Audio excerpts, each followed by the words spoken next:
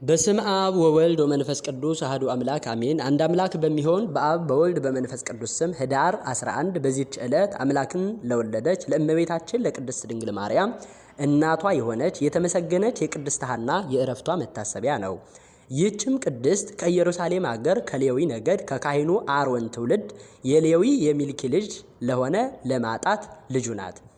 ለማጣትም 3 ሴቶች ልጆች አሉት። ለታላቂቱም ስሟ ማርያም ናት። ሁለተኛይቱም ስሟ ሶፊያ፣ ሶስተኛይቱም ስሟ ሐና ናት። ታላቂቱ ማርያምም ለባል ተድራ አዋላጅ የሆነች ሶሎሜን ወለደቻት። እርሷም መድኃኒታችንን ከወለደችበት ጊዜ ጀምሮ በስደቷም ወራት ከአረጋዊ ዮሴፍ ጋራ እመቤታችንን ድንግል ማርያምን ያገለገለቻት ናት። ሶፊያም ለባል ተድራ ለመጥምቁ ዮሐንስ እናቱ ለሆነች ቅድስት ኤልሳቤጥን ወለደቻት።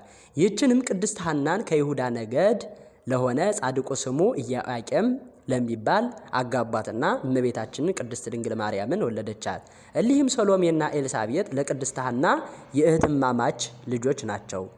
የዚህችንም የቅድስት ሐናን በስውር የምትሰራውን ገድሏንና ትሩፋቷን እንዳስታወስነው አናውቀውም፣ ግን ከሴቶች ሁሉ እንደምትበልጥና እንደምትከብር እናውቃለን እንረዳለን።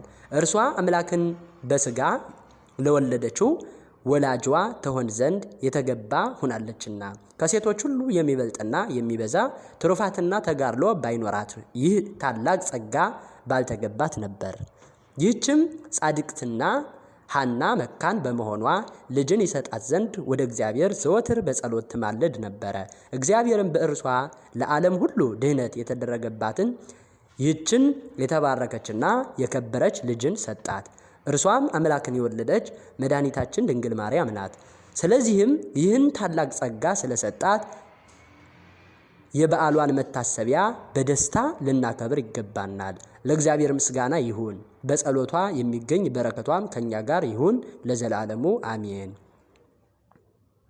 በዚህችም ቀን ሁለተኛ የአርኬላዎስ ሰማዕትና የአበምኔት ኤልሳ ዳግመኛም የመነኮስ ጳኩሚስና የሰማዕት ሚናስ መታሰቢያቸው ነው። በረከታቸው ከኛ ጋር ትኑር ለዘላለሙ አሜን። ህዳር 11 ቀን የሚከበሩ ዓመታዊ የቅዱሳን በዓላት ቅድስት ሐና ቡሩክት፣ ቅዱስ አርኬላዎስ ሰማዕት፣ አባ ኤልሳ አበምኔት፣ አባ ጳኩሚስ መነኮስ፣ ቅዱስ ሚናስ ሰማዕት፣ ቅድስት አውራንያ የሰማዕቱ እናት።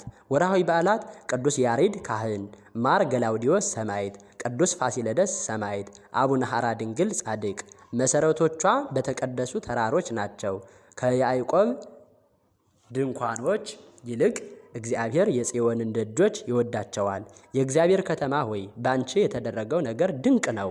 ሰው እናታችን ጽዮን ይላል። በውስጧ ሰው ተወለደ፣ እርሱ ራሱም ልዑል መሰረታት።